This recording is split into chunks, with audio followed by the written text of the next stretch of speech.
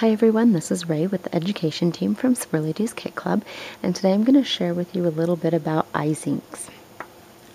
This is pigment ink, and we've been getting these in our mediums kit. We got one this month, which was the geranium, and last month we got the topaz, which is a pretty blue, and I also have this that I bought from the Swirlydoos store.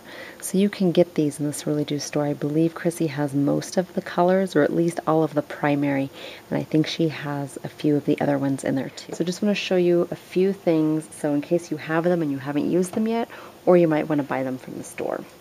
So the first thing that I'll do is I'll show you how blendable they are. And I want to put these inks in this little plastic container, which I'm just using from like a Petaloo packaging, because it kind of sticks to my craft mat. Even though it's non-stick, it's still kind of hard to get off. So you can shake these up to start. You can hear that there's a little ball in there. It gets all that pigment off of the glass. And so this is a pinkish red color.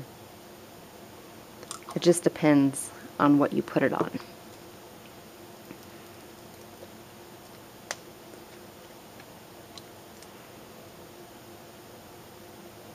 Okay, so these are super blendable, and when I'm going through most of my examples, I'm going to use a brush, but I think for the most part I want to use a sea sponge, just because I like the way that that looks. You can see that they're super blendable. So I've got the blue, and then the red, or pink, or whatever, and I can just put it on the sheet, and it kind of looks a little bit like alcohol ink when you use the sponge. So I can just put it like that, and then I can start doing this, and I can blend, and I'm going to get a pretty purple color. And depending on how fast I do that, and how much blue and how much red I put in there, I can basically control the purpley look of it. So it is blendable, and it can be even more blendable than that. You can blend it up right on your sheet. And now that's really purple, so they're blendable. All of them are. You can also blend it with other paints. Like here's some paint that we got in the medium kit too.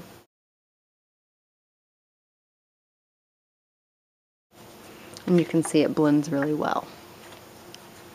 You can also use gesso if you wanted to make it a more opaque color. So they're super blendable. And what's unique about these is not only are they super blendable, they're also unblendable too, depending on how you use them. And you can make them unblendable in a couple of different ways. So I'm just going to use my blue and my red again.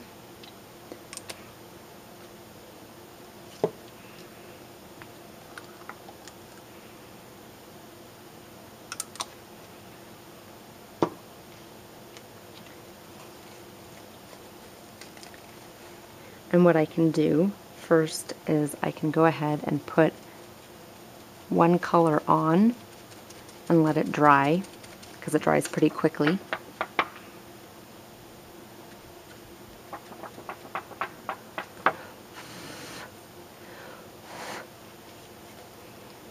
And then I can put the other color on.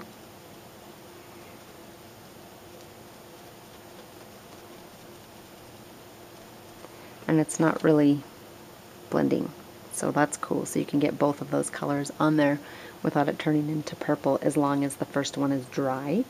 And the other thing that you can do is you can use some blending solution, some alcohol blending solution.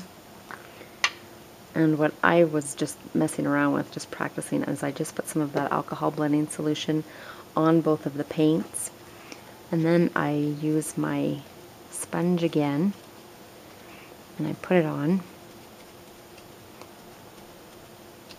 And now they don't mix either, which is pretty cool. And here's an example of what that looks like with the tag using the alcohol ink solution.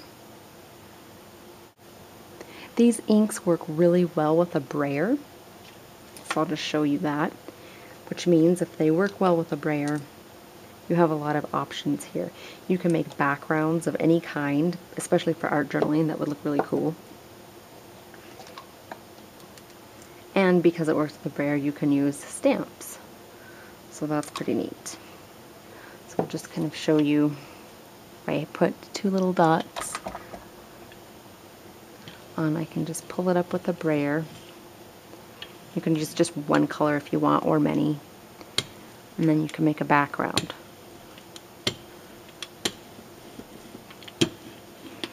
And you can keep going until you get what you want. But it looks really cool with the brayer. And then with the stamps,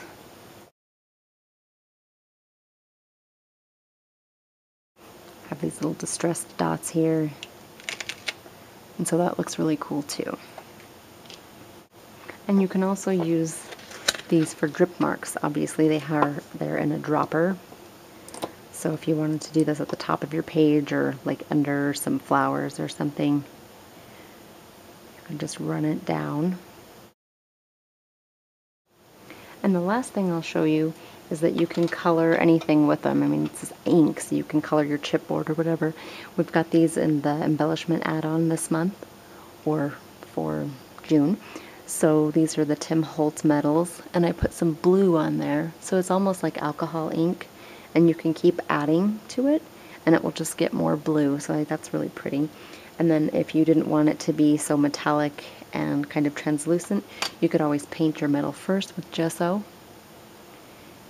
That's what I did with this bird, and then I wiped some of it off with my finger, and then I came back in with some of this Izinks with a sponge, and I just put it on there.